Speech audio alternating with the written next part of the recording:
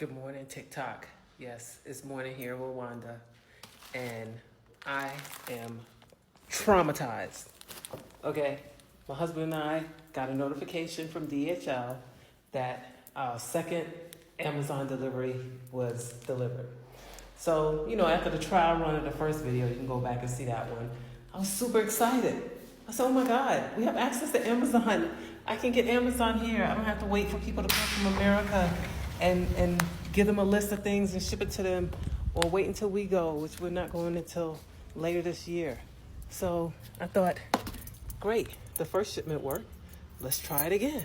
So what did I do? I went in and I ordered little things, like peroxide for my hair. All right. Yes, I have some, but I wanted more just to be on the safe side. And I ordered, my BW2. That's the other thing that I need for my hair. So I said, hey, we're not going to America until sometime this summer. So let me go ahead and make one more order with Amazon. And then I know I'm good. I also ordered stuff like, hand soap holders. Couldn't find anything that I really liked that was reasonable. Even though we went to Nairobi and looked, we went to Johannesburg and looked, couldn't find anything. So I said, you know what? My next Amazon order, I'm going to order me some hand soap holders, because I don't like them in the containers that they come in. I think aesthetically they're not cute. So anyway, I ordered some, found some online with Amazon. I ordered Dana some Old Bay seasoning for his seafood because he couldn't find it here, couldn't find it in Nairobi, couldn't find it in Johannesburg. Threw that into the shopping cart. What else did we get? We got some towel racks. Couldn't find anything aesthetically pleasing here in Kigali, Johannesburg, or Nairobi. So I said, you know what? My next Amazon order, I'm going to go ahead and order some towel racks. So I ordered 3 because I didn't know if they would all make it. Because the last time I ordered some stuff, the company that ships them here canceled some of my items and said those couldn't be delivered, like bed pillows. So I said, okay, they may cancel these towel racks. So let me order 3 and see which one gets in. Well, they all got shipped. Now, my total shipment was about $250. Paid $79 for shipping it to Kigali. We get the notification from DHL. We go to DHL. This time they didn't deliver to the house. We had to go to them, which is not bad. Everything in Kigali is about a 15-minute drive. So we drive over to there, and we get there, and they say, oh, your packages are at the airport. And we said, well, y'all told us the packages was here. And they said, no, you have to come here and get the form to take to the airport to go pick it up from customs. So we said, okay, doesn't sound too complicated. And I knew I didn't order anything over $100. Everything, the highest price item was like $30-something, which was one of the towel racks. So they said, good morning.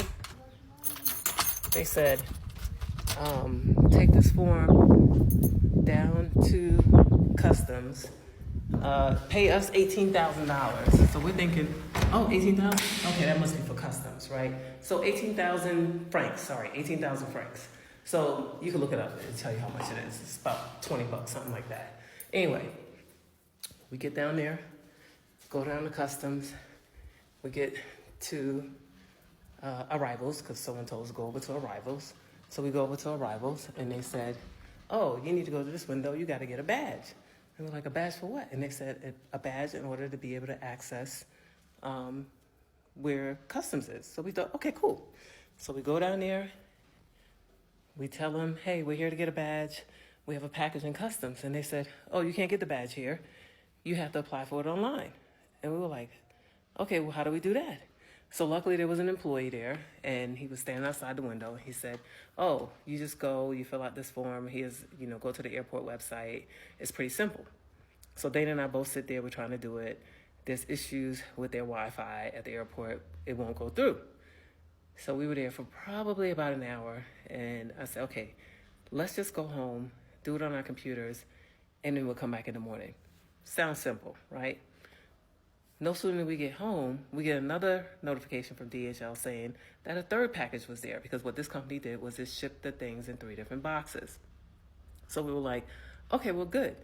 We'll go in the morning. I have a dentist appointment at 9 a.m. We'll go to DHL afterwards, go get this box that they say is there, and then go pick up the other one at the airport. And by then, we're thinking our applications will be in. By the time we wake up, we'll get our badges. No, Nothing.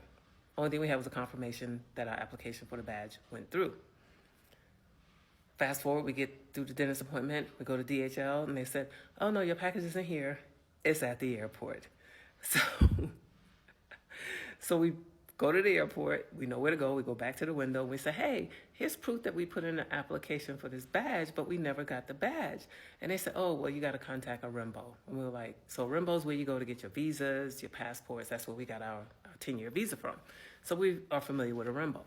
So we said, "Okay, fine. We'll go to a RIMBO." So we go to a RIMBO, the first one we found on our Google Maps, and they said, "We don't know what you're talking about." And we said, "Well, they told us at the airport we can get our badges here." And they're like, "We don't know what you're talking about." So we said, "Okay, we'll go to the big RIMBO where we got our 10-year visas." We go there. They look just as confused. And they're like, "We don't know what they're talking about. We don't know anything about the airport and getting you a badge to get in there. We know nothing." So we said, "Okay, we'll go back to the airport because we got to go there anyway. And hopefully they can give us some better instructions." So we go back to the window, the access window. And same woman's there. She recognizes us. And she's like, "You got your badge?" And we're like, "No." And here's what happened. And so we explained to her, showed her the proof on our phone, and it was another guy sitting next to her. And he said, "Oh, I'll just give you the number to a RIMBO." So he gives us the number. And my husband contacts him. And the guy's like, "Oh, just text me your ID, your passports, text me the air bills, and I'll get the pass made for you." And he did for 2,000 francs. Okay, so far we're in 20,000 francs. So get the ID badge. We had to wait about an hour. We had coffee, sat, waited, finally comes through. And the nightmare began. We spent 9 hours at the airport yesterday. 9 whole hours. We saw shifts change at the airport. People who served us coffee were going home for the day, and we were still at the airport waiting to get our packages. And this is where the fun starts. No one talks to each other at the airport. We've learned, okay? Whether it's getting your badge, going to customs, or then you got to go to Rwanda Air because that's where they hold the packages. And oh, by the way, we got surprised and hit over the head for a storage fee. Didn't know anything about that. DHL didn't tell us that. When they sent us the first notification, it was at 4:30 p.m. So, of course, it was too late for us to do anything. When we called, they said they closed at 5. And we thought, okay, well, we'll come in the morning. Never did anyone tell us, "Oh, you're going to get a storage fee for every day that your packages are here." Okay, cool.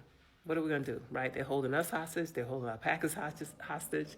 Then they said my peroxide is hazardous material, and I had to pay an extra hazardous material storage fee. Yeah, had to pay that. Luckily, my husband is the one who managed all of this because it was shipped in his name. So I couldn't do anything really but sit in the car, wait outside. I didn't have a badge, so I just had to kind of wait on him.